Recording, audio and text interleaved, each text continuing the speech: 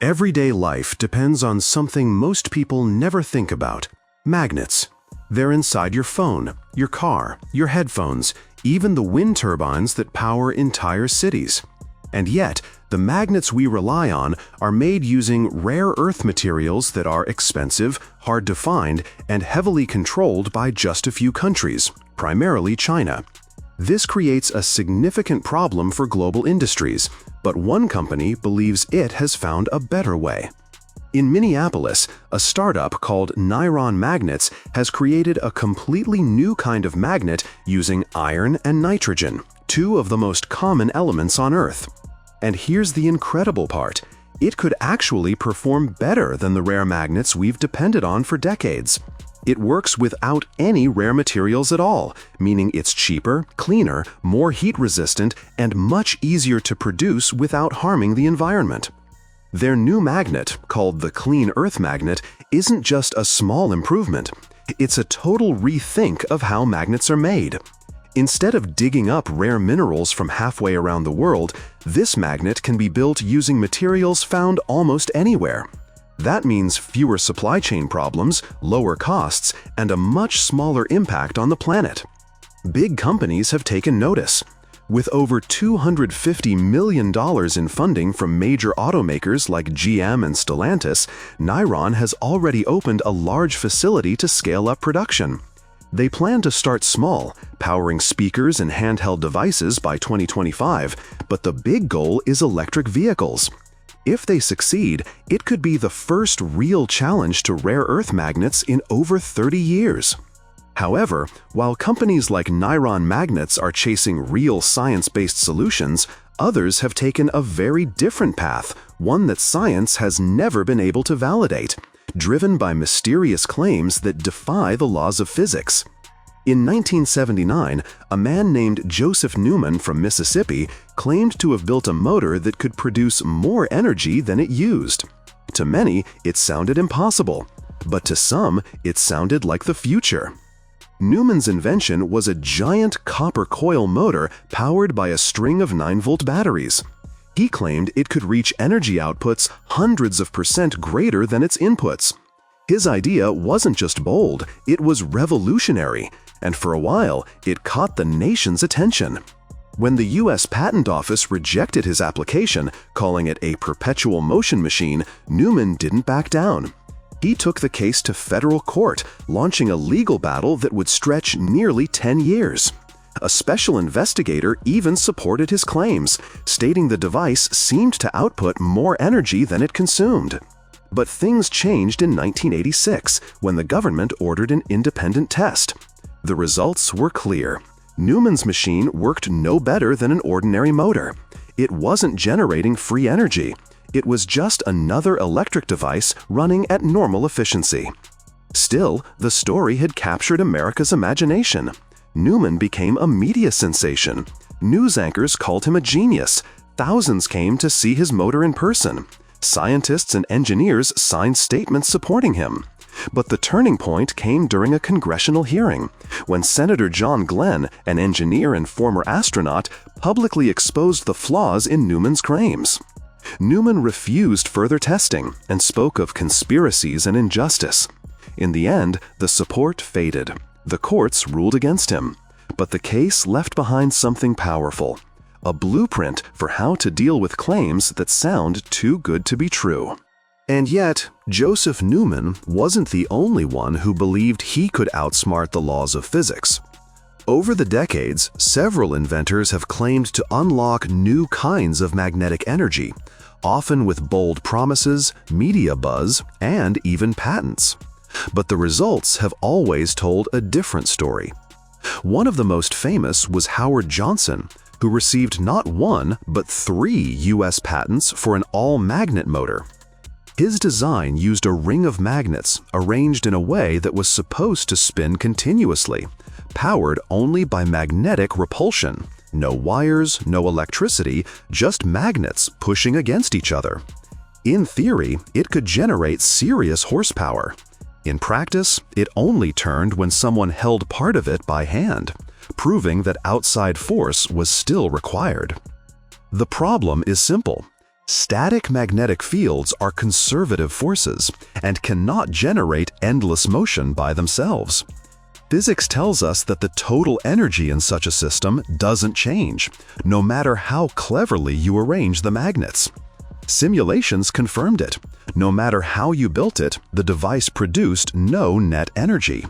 Then came John Bedini, another self-taught inventor, who said he'd created a special kind of battery charging motor. His machine used a complex circuit and something he called radiant energy. Supporters claimed it charged batteries while powering other devices, as if energy was coming from nowhere. But scientists who tested it found the opposite. Once you measured everything going in and coming out, it always used more than it produced. Some parts of his circuit, like pulse charging, do have real uses in battery care, but that's not the same as creating free energy. The laws of thermodynamics still apply. Energy can't just appear from nothing. Even in recent years, similar promises have continued. A Canadian company called MagnaCoaster claimed to sell magnetic generators that could power entire homes. They took orders. They promised deliveries. But not a single working unit was ever delivered. Customers were left with empty hands and empty wallets. Each of these stories follows the same pattern: a bold claim, a hopeful audience, and eventually a hard truth. But they all raise the same question: why do people keep believing? Of all the so-called free energy inventions, none is more surreal than the machine created by John Searle. He didn't just promise endless electricity. He said his device could also defy gravity. Searle called it the SEG, the Searle Effect Generator. According to him, it was made from hundreds of intricate parts, concentric metal rings layered with copper, aluminum, nylon, and neodymium, surrounded by magnetic rollers that spun freely in motion. He claimed it could pull energy from the fabric of the universe itself, what he called ambient quantum energy, and at the same time reduce gravity around it. In other words, a flying energy machine. His stories were dramatic. He said he built over 40 of these machines between the 1940s and 1950s, that some had lifted off the ground, some even flown into space. He claimed the BBC had filmed it, that thousands had seen it with their own eyes. But there was one problem: none of it could be verified. The photos he showed were found to be altered images. The working machines, he said they were lost, destroyed, or confiscated. And every current demonstration is just a wooden model, never a working device. Not once has a functioning machine been tested, filmed, or independently confirmed. The physics problems are impossible to ignore. His machine would break multiple laws of science at once. It would produce energy without input, violate thermodynamics by cooling itself while doing work, and require magnetic configurations that simply can't exist. One principle, Earnshaw's theorem, even mathematically proves that stable levitation using only permanent magnets can't happen. And yet, Searle didn't stop there. He claimed to use something he called the law of the squares, a pattern of magic numbers, but there's no scientific explanation for why these numbers would affect anything in the real world. Today, his work continues to circulate online, wrapped in scientific-sounding language, full of promises, and empty of results. It follows the same script we've seen before: grand claims, complex diagrams, no working machines. But maybe the most interesting part of all this isn't the machines, it's the people who believe in them. Behind all the futuristic dreams and the failed machines, there's a real and growing problem that affects everyone. The magnets we depend on are reaching their limits.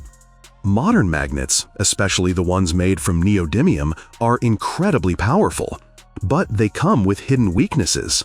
As temperatures rise, they start to lose strength.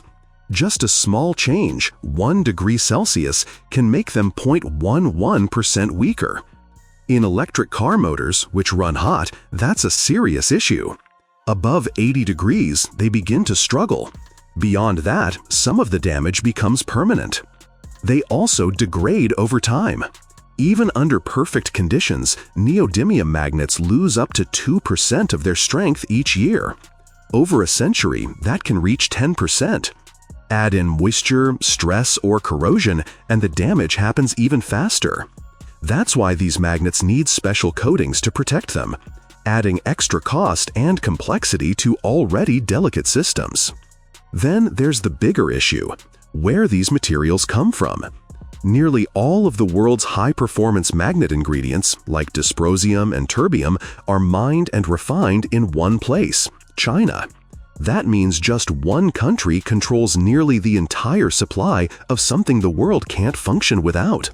Trade tensions or export bans could send shockwaves through industries from electric cars to wind power. And the cost isn't just political, it's environmental. Mining rare earth elements causes massive damage to ecosystems.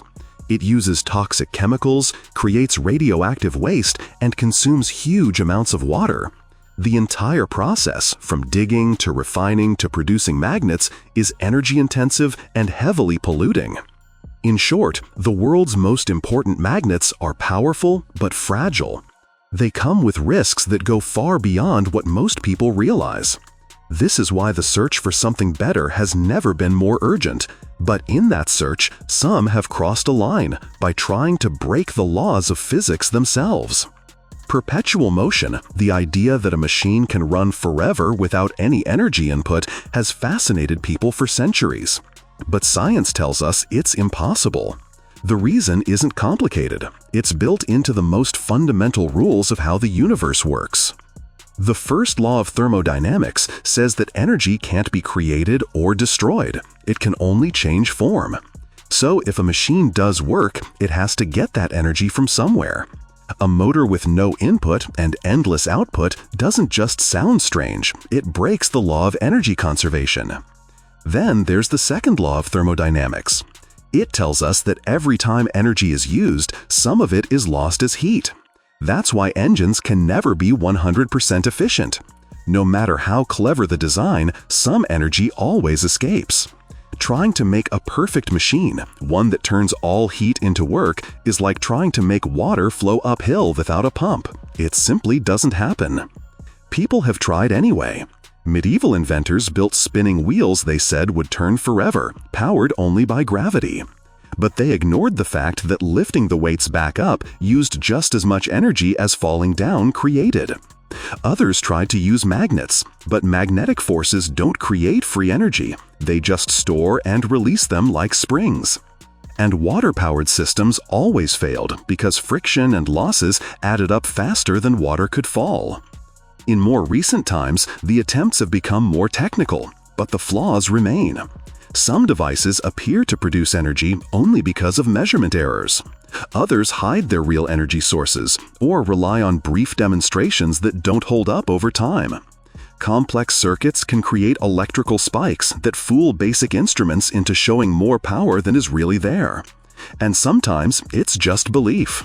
People want to see results so badly they convince themselves they've found them, even when the data says otherwise. And yet, not all bold ideas are doomed to fail. Some technologies, though complex, stay firmly grounded in real science and still manage to feel like science fiction. One of the most promising is called superconducting magnetic energy storage, or SMS. It doesn't create energy from nothing, but it does store and deliver energy in ways that sound almost unbelievable. SMS systems use superconducting coils to hold energy in the form of a magnetic field. Because there's no electrical resistance, the energy can stay trapped there indefinitely. When needed, it can be released instantly, with over 95% efficiency and response times under 1/10 of a second. No batteries, no moving parts, just pure, stable magnetic energy on demand. These aren't theories, they're working systems. In fact, the world's largest fusion project, known as ITER, uses superconducting magnets to store enormous amounts of energy, enough to power entire cities. Some lab magnets have reached field strengths more than 20 times greater than traditional permanent magnets. Thanks to breakthroughs in high-temperature superconductors, these systems are becoming more practical every year. They no longer need ultra-cold liquid helium, just liquid nitrogen, which is far cheaper and easier to handle. With each new milestone, the dream of grid-scale magnetic storage comes closer to reality. The key difference is honesty. These systems don't pretend to create energy. They store it efficiently, cleanly, and almost perfectly. And that's what makes them revolutionary. The magnetic revolution is real, but it's not powered by fantasy. It's built on science. Breakthroughs like iron nitride magnets are reshaping what's possible in material science. They promise stronger performance without relying on rare earth elements, and they're being developed the right way, through research, testing, and real-world engineering. From university labs to commercial factories, they follow the path that real innovation always takes. Superconducting magnetic systems are doing the same. They don't violate physics, they work within it. And yet, they deliver near-perfect efficiency, instant response times, and the potential to transform energy storage, transportation, and even nuclear fusion. The idea of free energy never goes away, and it's easy to see why. People want energy independence. They want freedom from rising costs, fragile grids, and environmental damage. Those desires are real, and they matter. But the laws of physics aren't obstacles. They're the rules that make real progress possible. History shows the pattern clearly. Real breakthroughs are reviewed, tested, scaled, and funded. Impossible machines are defended with conspiracies, never perform on demand, and vanish before they're proven. The truth is, we don't need to break the laws of nature to change the world. We just have to understand them and build better technology within them. Because in the end, the real revolution isn't about magic, it's about mastery.